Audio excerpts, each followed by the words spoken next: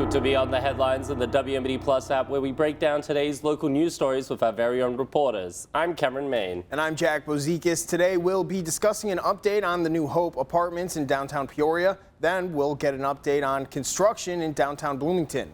And lastly, we'll take a look ahead at the Central Illinois farmer season. Our first big local story of the day puts Cameron in the hot seat. He's got an update on the New Hope apartments in downtown Peoria. He was there earlier today to get some details about what's been going on since the fire forced people to move out and the building to eventually close down. So Cameron, talk to me. What happened with these apartments? So basically, as you said earlier, there were some issues with kind of some fires, some arson events, and there was a flooding situation that had basically screwed up what they said was the fire system in the building.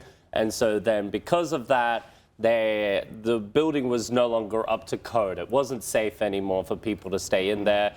And so basically what had happened is that they enacted a fire watch, and then they got another $300,000 to do that fire watch up until around about now.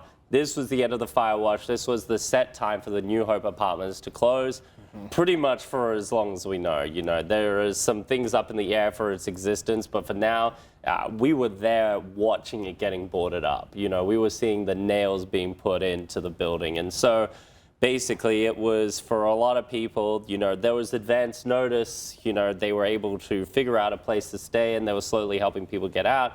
But because of that deadline, people were just forced out if they hadn't had any other options at that time. And there were some people that, you know, it's very, you know, it's hard to move from one location to another when you have the luxury of having a home and own it and be able to afford it and afford groceries.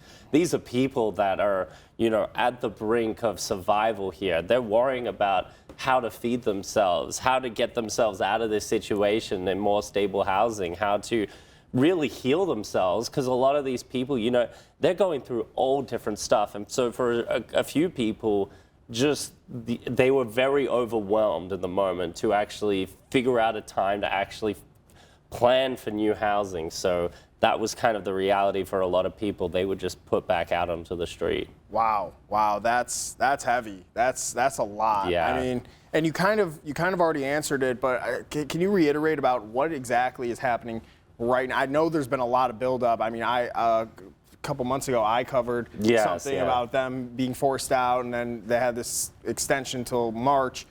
So what's happening right now? Well, I think the interesting thing is, with this being closed down, I talked to some people at Phoenix, and they said this was going to happen regardless of if there was going to be a fire problem or not, because of the changes made at the Department of Housing. I forget the exact body, but at the federal level, that housing agency has decided to remove a lot of funding, 60% to permanent housing and models. And permanent housing models basically can stay permanently, compared to transitional, where you're only there for 48 months and then 24 months, and then you got to get out. Gotcha. And so basically, excuse me, I'm still recovering from a sickness, so I might still cough. Yeah.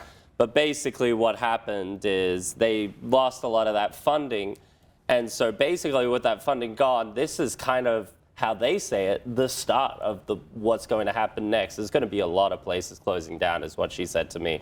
And so it just means, it just raises a big question mark of how this city is going to handle all its homeless, because it has worked pretty hard compared to other municipalities to actually keep people housed. Yeah, that's leading into the next question there. I mean, we've had so much happening, especially, you know, in the last year and a half with our homeless population, with the no camping ban and now this. What is the future looking like for the homeless community here in Peoria? Well, luckily there's still a bunch of shelters that they can actually get into. There's enough help that they can get, but also there is a way for them to get housing, but there's not enough at this point, and there are just going to be some people that are really going to struggle to find homes. All right. Well, have you ever been full? Maybe you just ate a big meal, but then you see that donut or ice cream cone and suddenly you want one? Why does that happen after you're full? UEA researchers hooked 70 people up to brain scans and found electrical activity in areas associated with rewards. This suggests that food cues may trigger overeating in the absence of hunger. Basically, this is a recipe for overeating. And as we have paired certain foods with pleasure over the years, we have trained our brains to think of them as rewards, not just food that is there to make us full. In other words, our brains could actually be wired to make us eat what we want. Oh, okay.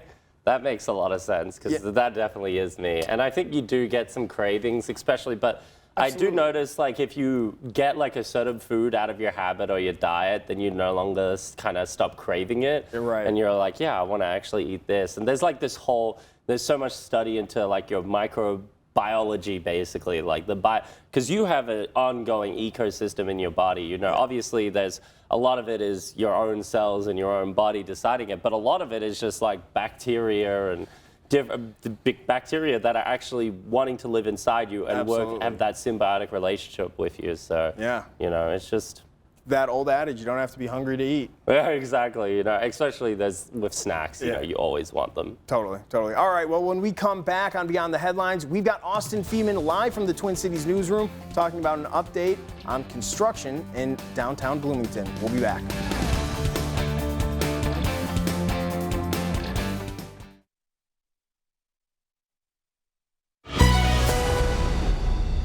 Welcome back. Another big local story of the day. Stage 2 for the Streetscape project in downtown Bloomington has begun. WMBD's Austin Feeman joins us now from our Twin Cities newsroom to tell us more about the project and what residents can expect for the next few months. So, Austin, what is the Streetscape project? Yes, thank you, Jack. Thank you, Cameron. So basically, the Streetscape project is a multi-year project done by the City of Bloomington, which is completely renovating downtown Bloomington inside of the Buckle. Now, this project is really to update a lot of infrastructure in the streets of downtown Bloomington, bringing some more fresh, updated life to the city's downtown. Now, stage 1 was completed a few months ago. I believe it was early January and maybe it was late December. But they worked on underground infrastructure for stage 1, and they also added a ring above the block, which is kind of like a decor piece to bring some new life to the downtown area. Now, that was over by Bloom Barista and Brass Pig. Those businesses that were in that block where that construction was happening. Now stage 2 has begun, and it's kind of moved down one block. It's on the block where Killarney's and Daddy-O's is. It's right in front of that block that was recently being renovated. They just kind of moved down, so it's that whole stretch of all of those businesses and all of those roads. The road is completely closed off. Well, I hope for the students' sake they're still able to access Daddy-O's. Yeah, I know right. that would probably be a crisis for the city. But yeah, give us some more details of what this Stage 2 project is all about.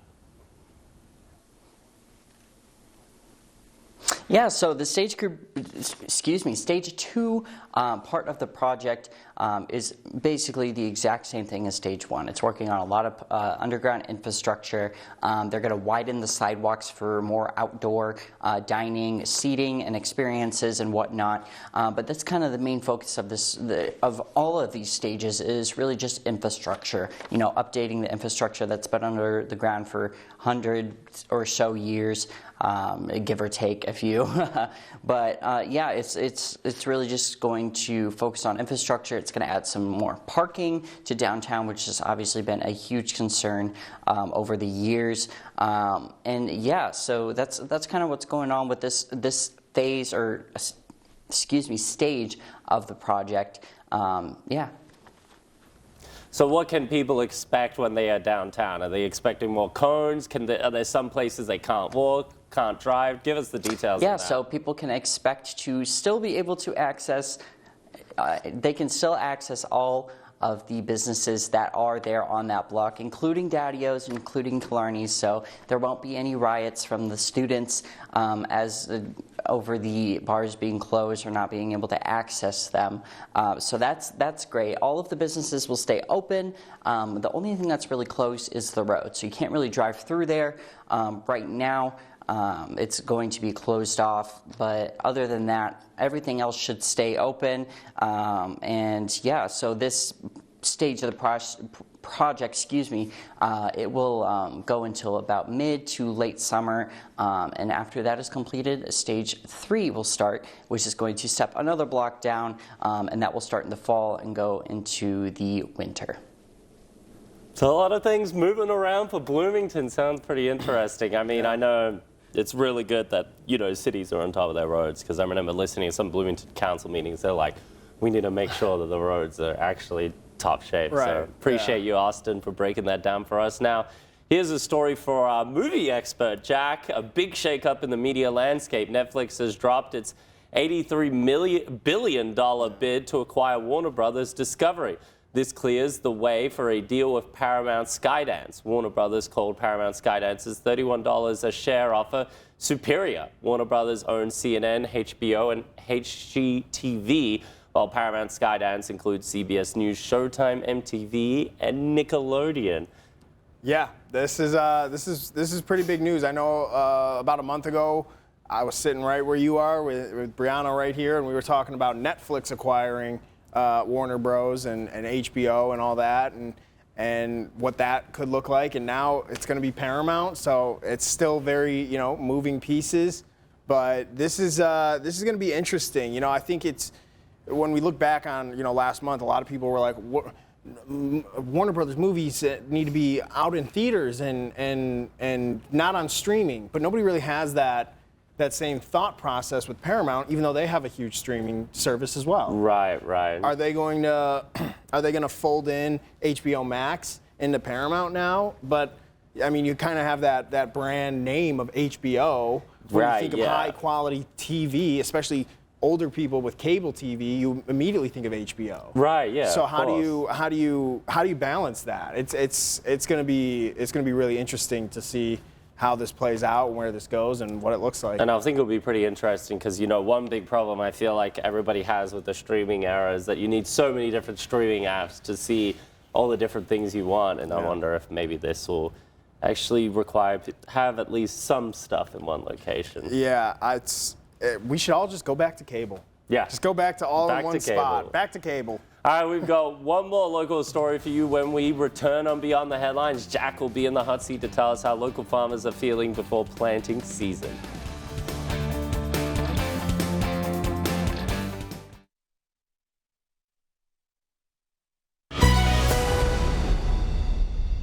Welcome back. Another big local story of the day. Farmers are preparing for planting season, but hoping for some changes in the weather. WMD's Jack Bozikis is in the hot seat now to go over what the Peoria Farm Bureau has to say. So, Jack, what are farmers hoping to see in terms of weather? Yeah, well, as of right now, it is very dry out there. We've been in a drought for apparently the last 6 months, and we had some snow and stuff like that, but that didn't really do much for the soil. But conditions are dry out there, and they are hoping for rain, lots of rain for the next month, really. And I know because it's been so dry recently. It's just been so dry. I mean, yeah, look at some of this footage I took today. It is like a barren landscape out there. I thought a tumbleweed was about to start going across my screen there. But yeah, they're hoping for some rain. I know this week we're looking like we're going to be getting some precipitation. But yeah, they need the rain. They need the rain. It could have an impact. Yeah. So how much rain are they hoping for? Because I know there's a balance of too little rain, too much rain. Where's the Goldilocks in there? I was told between half an inch and an inch and a half of rain for the next 3 weeks. It would be perfect. Right. That would be ideal, and that would help with how much their crops, how much they get in, their yield, their like the fullness of their crops, like the density might be the right word, but like how they grow. Everything has an effect based on the weather, and so it's up in the air right now, regardless of what happens. If let's say we get no rain in the next month, right, they're gonna still be out there doing their thing and preparing as best as they can. But they are definitely in need of some rain. And what did they say about the potential impacts if there's just not enough rain? Yeah, well, that's one of the other things. They said that weather can make or break a planting season 100%. Like it has such an impact on the planting season. Probably about 50% of if it's a good season, it comes down to the weather, is what they were saying. So if they get the rains that they're hoping for, it's going to make the soil moist. It's going to make it perfect conditions for planting, which is scheduled to, start April 1st is when they said that they were going to be out and about getting ready to go. So do you think, did they say that weather really can make or break a farmer's season? Yeah, absolutely. It's kind of just up to chance. It really is. And that's kind of, whatever happens, and these farmers are going to just do the best that they can, is what they were saying. And that's kind of how it is every year, is what they were saying. But Charlie Hensley, who I spoke with at the Peoria County Farm Bureau, he said that it's kind of like this every year. We're in that point of the year where things are just like, where is it going to go? We'll see what happens. So that's kind of where things are at, and they're gonna do their best. Right. Okay. And I think it's really interesting to see just like how it will impact yield and going into the future. I know we have a bit of rain coming up, so we'll see how much that can actually. Well, I told him, I was like, I'll see you on April 1st. When it's time to go out and get footage of people planting and doing their thing. Yeah. All right. Yeah. Thank you so much, Jack, for breaking that down. Now, how far would you go to pitch your startup? How about waist deep into freezing cold water? Check this out, Jack. They call it polar bear pitching in Finland, with entrepreneurs waiting in the icy waters of the Baltic Sea to sell ideas to investors. Judges watch from a snow-covered red carpet in temperatures well below zero. This marks the 10th year of the Sub-Zero Showdown.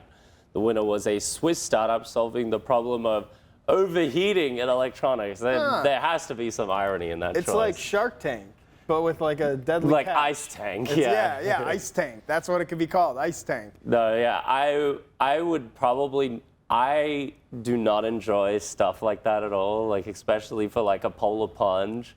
Like if it was like, oh, I would do so many things for charity, but if they were like, hey, to save like world hunger, go and do the polar plunge, I'd be like, what? I'll be like, okay. For world hunger? Okay, maybe for world hunger, but the general concept is that it's just startup happen. Cold water is just like not my thing. Not your thing. I grew up in a world where cold water wasn't a thing. Absolutely. So absolutely. Yeah, I don't do cold water either. Yeah. Would you do a polar plunge to save world hunger? To save world hunger, yes. How about if it was like a 10-minute polar plunge? To save world hunger? Yeah. I'd probably do 10 minutes? If it was like, as long as I'm not going to go into hypothermic shock. You might. It's a long time to be in cold water. For world hunger, I'll risk it. Yeah, you'll be in the history books. They'll have your name. Right. 20 minutes now, that's They'll have your name right next to Obama. Yeah, right. All right, thanks for joining us for today's Beyond the Headlines. You can find all these stories where? On our website, ciproud.com. For breaking news and weather updates 24/7, log on to ciproud.com and download the free CI Proud to Go mobile app.